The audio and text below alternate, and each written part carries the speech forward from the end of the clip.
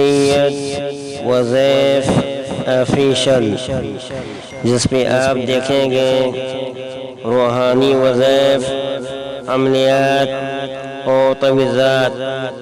سید وظیف official. الحمد للہ ذی العزت والکبریاء، وصلی اللہ علی محمد خاتم الانبیاء۔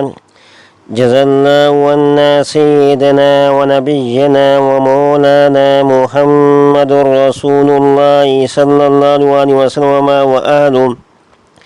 السلام علیکم ورحمۃ اللہ وبرکاتہ۔ ناظرین، روزمرہ زندگی سے تعلق رکھنے والے مسائل، ان کے حل اور روحانی وظائف لے کر آپ کی خدمت میں حاضر ہوں۔ آج میں دوستوں ایک عجیب معجزاتی دعا کا تذکرہ کروں گا۔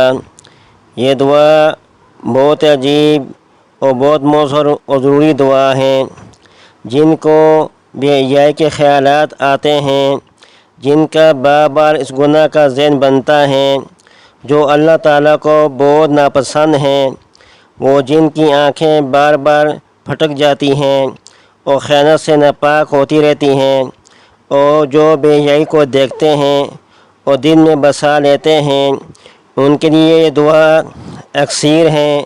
یہ دعا حضور اقدس صلی اللہ علیہ وسلم کا معجزہ ہے۔ ایک نوجوان صحابی نے رضی اللہ تعالیٰ عنہ نے حضور اقدس صلی اللہ علیہ وسلم سے زنا کی اجازت مانگی۔ سننے والے لوگ بہت ناراض ہوئے، مگر حضور اقدس صلی اللہ علیہ وسلم نے اسے شفقت سے اپنے ساتھ بٹھا کر پہلے سمجھایا کہ یہ ہر کسی کی ماں، بیٹی، بہن، حرمت اور عزت والی ہوتی ہیں، جس طرح تمہارے لیے تمہاری ماں، بہن، بیٹی وغیرہ ہیں۔ اور پھر حضور اقدس صلی اللہ علیہ وسلم نے اس کے سینے پہ ہاتھ رکھ کر یہ دعا دی: اللہم طہر قلبہ وحسن فرجہ واغفر ذنبہ۔ یا اللہ، اس کا دل پاک فرما دے، اس کی شرمگاہ کو محفوظ فرما دے، اس کے گناہوں کو بخش دے۔ 3 جملے ہیں اور 3 دعائیں ہیں۔ بعض روایت میں کوئی جملہ پہلے اور بعض کوئی جملہ مگر ہیں، یہی 3 جملے اور 3 دعائیں۔ صحابہ کرام فرماتے ہیں کہ اس دعا کے بعد اس نوجوان کو بے حیائی سے شدید نفرت ہوگی اور وہ کسی سے ایسی طرف توجہ تک نہیں کرتا تھا۔ یہ آپ صلی اللہ علیہ وسلم کا معجزہ، آپ صلی اللہ علیہ وسلم کے مبارک ہاتھوں اور آپ کی دعا کا فیض تھا۔ اب ایسی جاری و ساری فیض سے ہم یہ دعا بنا لیتے ہیں: اللہم طہر قلبی وحسن فرجی واغفر ذنبی۔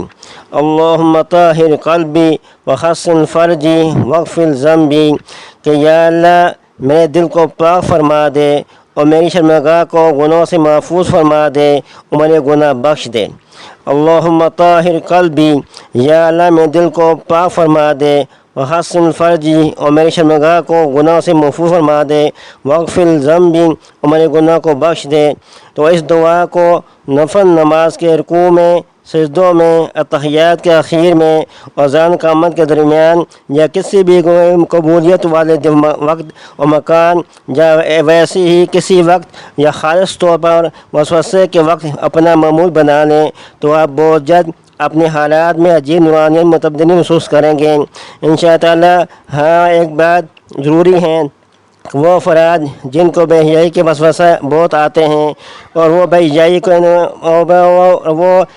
نہیں کرنا چاہتے اور بے حیائی کرنا بھی نہیں چاہتے، ایسے افراد کا مقام اور درجہ بہت بلند ہے۔